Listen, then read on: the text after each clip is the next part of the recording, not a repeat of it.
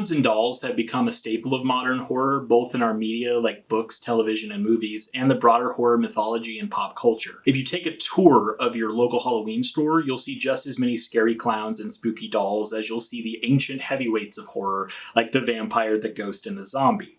Despite being relatively recent additions to our canon of cultural fears, we've already seen a number of generations of horror clowns and horror dolls.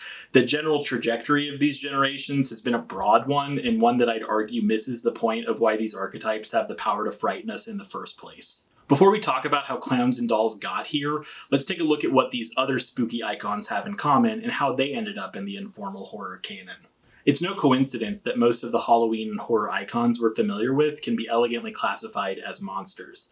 The vampire, the ghost, the zombie, the werewolf, the witch, the presidential candidate. Most monsters are literal interpretations of fears that have been with us throughout human history. These horror icons and the monsters at the root of them likely have avatars or analogs in most of the surviving mythologies of the world, precisely because they represent primal fears and often the fears of the culture they originate in. It's fairly straightforward to chart out the history and the root of the most popular monsters. Most can be boiled down to a flesh and blood representation of a basic human fear like death or blood loss or loss of free will, or pretty prominently of your neighbor eating you. Others are a representation of a subversion of cultural mores. A culture's monsters can often be understood as that culture working through its values and trying to encourage good behavior while reflecting its most visceral fears in order to be understood. In fact, the etymology of monster even reflects this. Monster almost certainly derives from the Latin monstrare, meaning to demonstrate, and monere, meaning to warn. Monsters, in essence, are demonstrative. They reveal, portend, show, and make evident, often uncomfortably so. Though the modern Gothic monster and the medieval chimera may seem unrelated, both have acted as important social tools. The vampire, represented here in traditional garb, or something quite like it, can be found in the folklore and mythologies of cultures as wide-ranging as the ancient Mesopotamian cultures of the Middle East, the Balkans, ancient Greece, ancient Rome, the legends of the Ashanti people of West Africa, and of course the 18th century European conception that eventually birthed Dracula, because the vampire is an avatar of death and our own mortality, as well as a reminder of what can happen when a human being is corrupted by evil or seeks life beyond the natural. It makes sense that most people in the world would be afraid of a monster that looks like a totally normal person and also eats their neighbors. The werewolf or lycanthrope is a widespread fixture of European folklore among others, and is generally understood as a human being that is cursed to revert to a toothsome state of primal fury and rejecting society, which coincidentally makes them completely unable to stop themselves from killing their neighbors. Also, wolves are scary. The witch and our fear of them could certainly fill an entire video, but Philip Stevens Jr., an anthropology professor at the University of Buffalo, states it pretty succinctly. In pre-scientific cultures, they, witches, explain misfortune and evil, and disease and infant mortality. He goes on to say that they unite people in opposition to the imagined other, and because in many societies witchcraft is believed to exist in people without their knowledge, such beliefs persuade people to mind their social manners lest suspicion fall upon them. The zombie is a human being removed of its agency, both in the earliest uses of that word in English to refer to supposed voodoo zombies, heavily drugged people with no free will, and the later Romero-influenced usage of that word, referring to reanimated dead returning to feast on the living, i.e. their neighbors. Romero's zombies also famously come wrapped in social commentary, serving as a handy analog for consumerism, which in turn furthers the original usage of the term. Thus, we can understand where many of our most iconic monsters and myths come from, but neither dolls and clowns are really monsters per se, and neither have their own unique mythology, barring certain specifics, nor does a fear of dolls or clowns seem to serve the same function. They're otherwise relatively mundane fixtures of our world, and also don't inherently present much of the physical threat and danger that, say, a werewolf or a vampire might. So, how exactly did they end up on the same roster as those heavy hitters? I'd argue it has a lot to do with their staying power and eventually the subversion of what they had traditionally represented. But we'll get to that. There's not a ton of agreement among historians as to exactly when and where dolls first originated, but dolls have been found in Egyptian tombs from the 21st century BC, and there's evidence of figural playthings going back even farther. So it's not much of a leap to say that human beings have made and thus been around dolls for a really, really long time. Clowns have similar roots in the ancient world, with evidence of clowns as we would likely understand them performing as early as the 5th dynasty of Egypt around the 25th and 24th century BC. So clowns and dolls were both widespread, though distinct phenomena.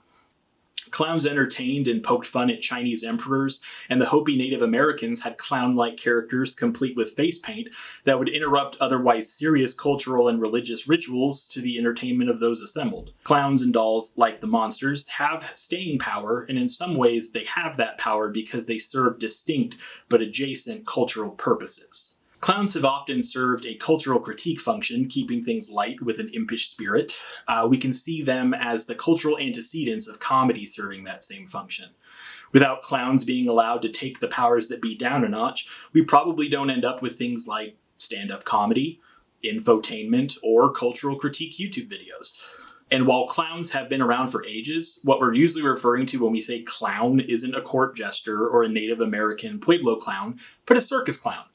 A tradition that begins to resemble what you see in your head when I say clown in about the 19th century. As the whiteface and august circus clowns evolved, they lost a bit of their cultural critique edge, but the character clowns, clowns which adopt an exaggerated but recognizable cultural persona, like a policeman, a housewife, or a hobo clown, continued the tradition in a similar but distinct way that would eventually serve as the springboard for legends like Charlie Chaplin and Buster Keaton. Clowns have at times become some of the most popular entertainers in their countries, like Joseph Grimaldi, who was so well known during his heyday in Victorian England that Charles Dickens, yes, that Charles Dickens, edited his memoirs in 1838. While the clown's presence in the center of the cultural spotlight would eventually fade as our entertainment options widened, clowns certainly haven't gone away.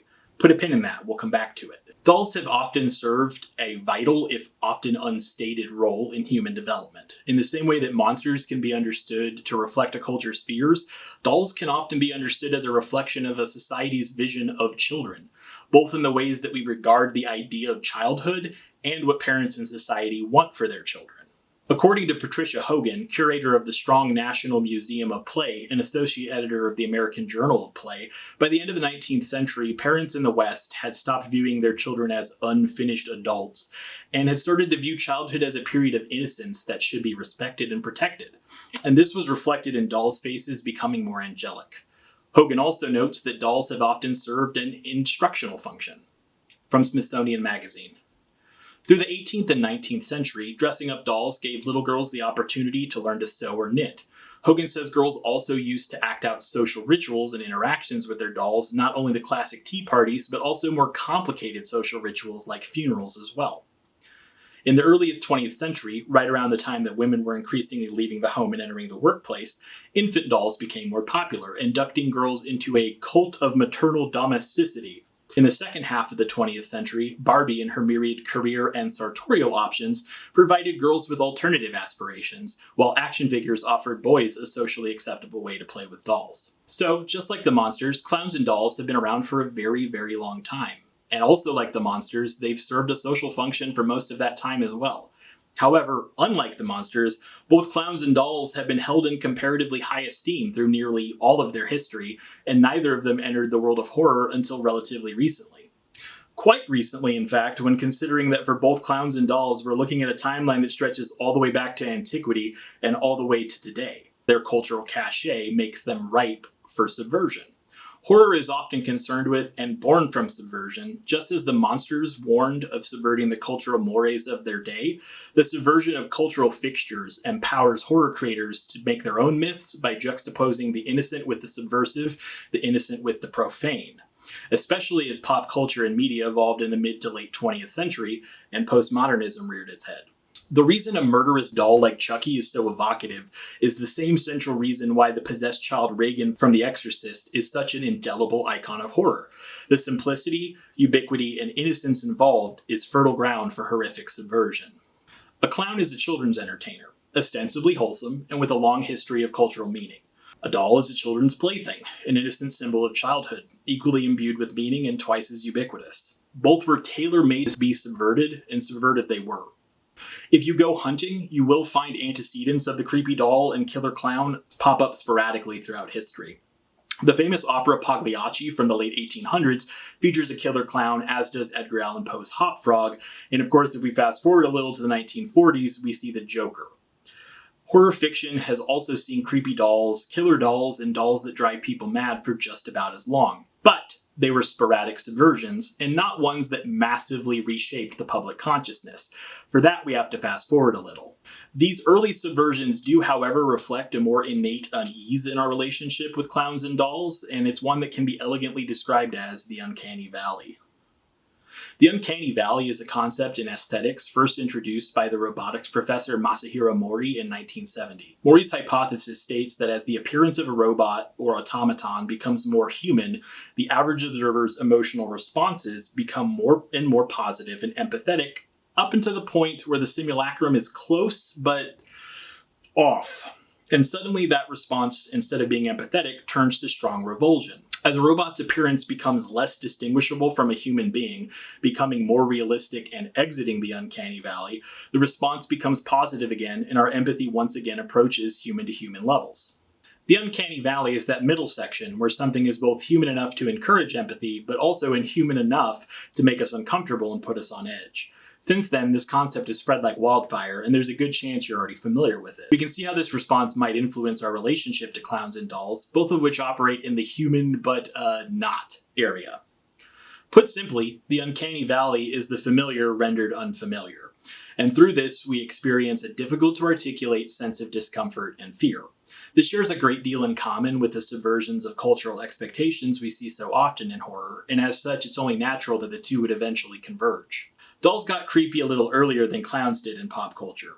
While a number of horror films and stories concerned things adjacent to dolls, like Tiny Shrunken People in The Devil Doll, 1936, or ventriloquist dummies as in The Great Gabbo, 1929, and a segment of 1945's Dead of Night, I think Talkie Tina has the strongest claim to being our first on-screen horror doll in the Twilight Zone episode Living Doll from 1963.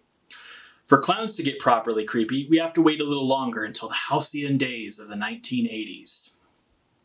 The 1-2 punch of the trial of clown cum serial killer John Wayne Gacy in 1980, and Stephen King's 1986 horror novel It, which introduces a shape-shifting eldritch horror in the guise of a clown, etched the killer clown into public consciousness and laid the groundwork for what was to come. A key element of both first generations of horror dolls and horror clowns is they are clear-cut subversions of the standard issue doll and clown. Talkie Tina is ostensibly a normal wind-up doll purchased to keep a young girl company. Talkie Tina even speaks with a catchphrase, "My name is Talkie Tina and I love you very much." However, unfortunately, the doll is sentient. And double unfortunately evil. Also capable of murder. She's also, again, a totally normal doll. Operating in the uncanny valley because she is a doll, but she possesses no outward signals of the evil within. Gacy's Pogo the Clown, as understood in pop culture, was just a clown. We attribute unease and discomfort to the photos of him in his clown getup because we already know he's a truly repugnant killer and sadist. That such sadism and depravity could hide under the non-threatening garb of the circus clown is the source of the horror, much in the same way that it hides inside Talkie Tina. So too with Pennywise, as depicted in King's novel. When it presents himself to Georgie, he chooses the glamour of a circus clown to lower Georgie's defenses. Here's how King variously describes him in this first appearance. "There was a clown in the storm drain. The light in there was far from good, but it was good enough so that George Denborough was sure of what he was seeing. It was a clown. Like in the circus or on TV.